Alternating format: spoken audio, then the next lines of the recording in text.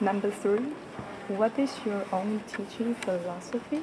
Okay, my teaching philosophy is to help the students get to the answer on their own using guidance, but not to give them the exact answer, because in the long run that's not going to help them.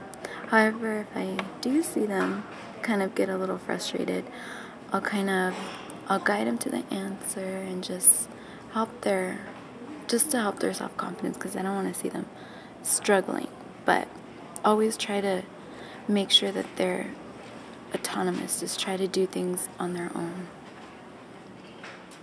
Okay. Number 4, what are your goals, objectives, and standards when you design ESL curriculum? My goal is to prepare the students for when they go to high school.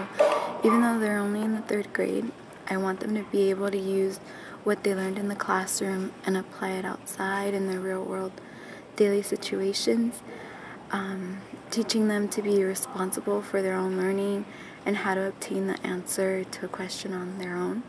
I want to teach them how to use the tools in the classroom to help themselves and be independent.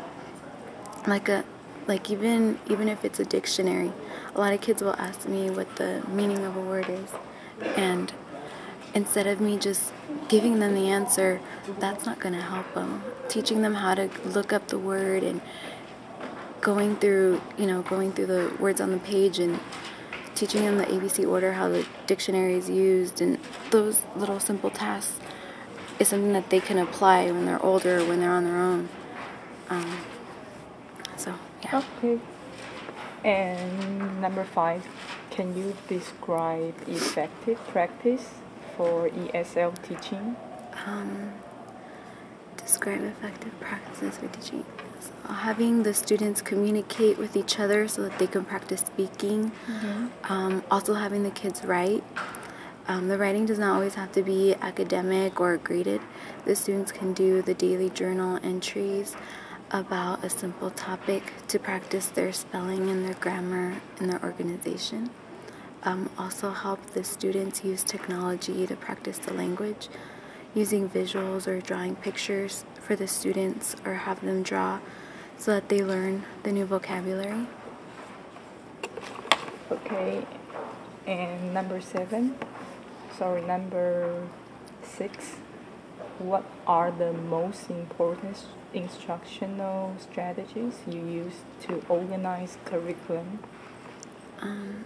Definitely explaining clearly what the students are supposed to do. Always have the expectations known. So, and checking for understanding, and have the students tell their neighbor at their table or their table group what they're supposed to do so that they can hear themselves say it, and the act becomes reinforced. I also do a lot of bottoms up, heads together, which is one of the Kagan strategies. Get them working together and have them say what they want to say and get it out, and just a lot of checking for understanding, making sure they know what they're supposed to do. Peer checking, yeah. Okay. And number 7, what resources or materials that you use in the ESL context are effective for ESL students? Providing the students with visuals is something I feel that I need to have. If it's a word that they don't know, while we're reading, I'll explain it to them, draw a picture to go along with the definition. I can also sometimes while we're reading, if I have the computer available, I'll get some information like some visuals, some pictures that go along with the words, or pull up a video if they're explaining a process that they don't understand, so that they can see what they're reading. The school also has a program called Ticket to Read, and that's where the students are taught the phonics and the sounds, and they repeat the words into the microphone and they read aloud. So a lot of practicing their speech. Okay. And number 8, what assessment you may have a great impact on teaching and learning? Checking for understanding. If I see several students that are having trouble with in the same area, I'll stop the class and do a mini lesson or reteach.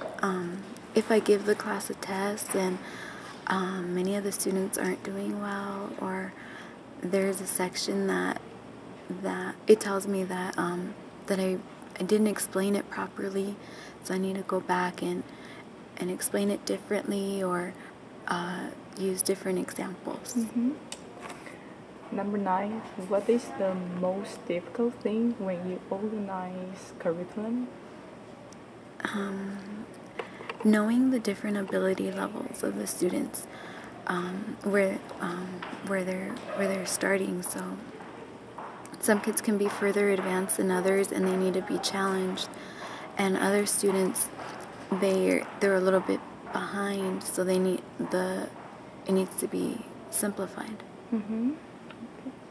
Okay. And what would you define as successful curriculum? It would be where the goals are met and the students felt confident or confident in themselves than in the beginning of the course. Also where growth has been made. It's not realistic to believe that all the students are going to get A's in the class, but it's important to make sure that at least that there was some growth in the classroom and they improved. Mm-hmm. Okay, the last one. Do you agree that a good teacher should make a wonderful curriculum and follow it? If not, why? I think I should make a wonderful curriculum. I mean, that's always the goal, but it's really hard. It's hard to always have the perfect curriculum because there's always going to be kids that aren't going to be the perfect student that always understands everything. Everything always has to be adjusted, and depending on the different dynamics of the classroom, because all classes are different and not everybody starts at the same level. But as long as there's differentiated instruction, and it'll help make a wonderful curriculum. Okay, thank you for the interviewing. Thank you.